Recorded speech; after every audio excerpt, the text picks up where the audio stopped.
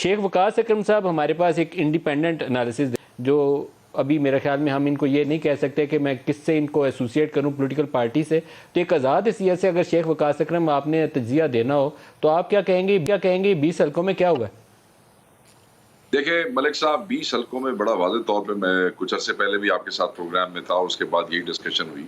میرا اس وقت بھی یہ رائے تھی کہ یہ جو ضمنی الیکشنز ہیں ان میں پی ٹی آئی سویپ کرے گی، اور اس کی بڑی واضح وجہ ہے. سب سے پہلی اور سب سے اہم وجہ جو ہے معاشی حالات، سب سے اہم وجہ.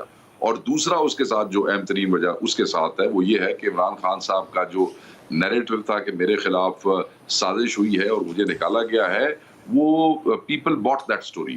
وہ لوگوں نے بات خان صاحب کی مان لی، اس کو ایکسیپٹ کیا.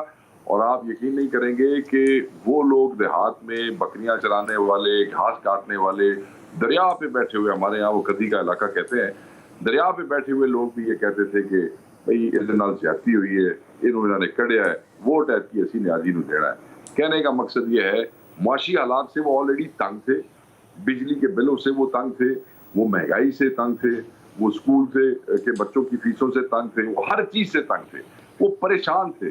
لوگ انالیسس دے رہے تھے، وہ جی لوگ سائلنٹ ہیں، باہر نہیں نکلے، احتجاج نہیں کر رہے. بندے مر گئے نے مہنگائی تو، بندے اس جوگے بھی نہیں کہ کوئی احتجاج کر سکے. ان کے پاس احتجاج کا صرف یہی ایک طریقہ تھا، اپنا غصہ نکالنے کا ایک یہی طریقہ تھا. حالانکہ سرکار کا بے دریغ استعمال ہوا ہے. وزیر جو ہے وہ بغیر جھنڈے والی گاڑیوں کے ایک ایک حلقے میں 20 دن بیٹھے رہے ہیں. D P Os, D C Os جو ہے وہ تھانے داروں اور پٹواریوں کی طرح استعمال ہوئے ہیں.